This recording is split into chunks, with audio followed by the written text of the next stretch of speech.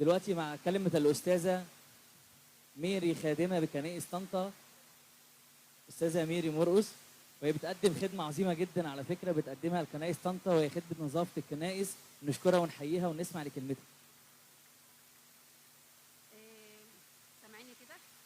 بما إن اسمي ميري مرقص فأهلا بيكم في دير أبويا، منورينا.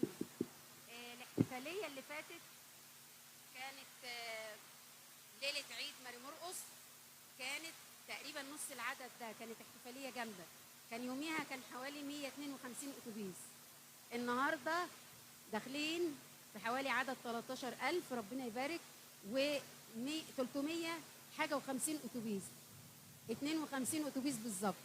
فاحنا بنشكر طبعا الآباء أبونا لوكاس وأبونا كراس على إنهم يعني متحمليننا والتنظيم الرائع ده. وبنشكر الباشمهندس فادي ومبادرة يوسف باور. مش هنقول في التكلفة في الفلوس، لكن أنا مش عارفة هو نظم كل ده إزاي. يعني كل الأتوبيسات من القاهرة ومن البحيرة ومنوفية غربية، من كل مكان. فدي كانت عايزة مجهود فريق، مش عايزة مجهود فرد واحد.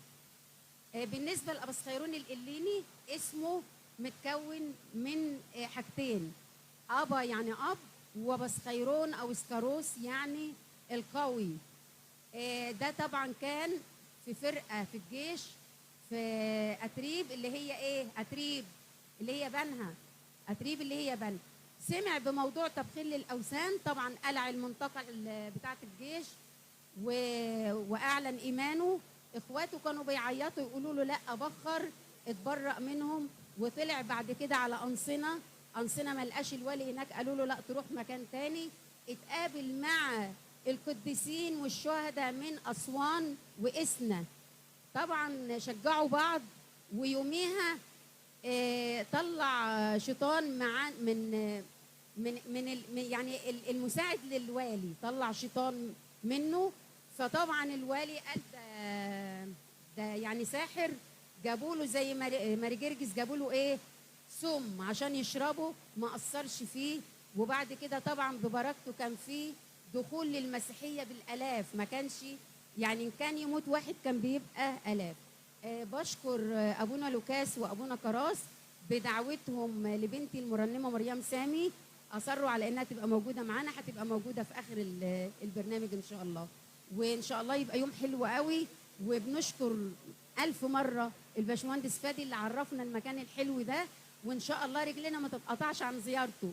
يعني إحنا لسه في أول اليوم وأكيد كلنا مبسوطين، فإن شاء الله بعد كده كلنا نيجي ونزور دير ماري مرقص والقديس أباس خيرون القليني وتعيشوا وتزوروا. شكرا. بنشكر الأستاذة ميري وعلى خدمتها الجميلة، بنشكرها. دلوقتي مع كلمة أبونا. شكرا مداري ماري.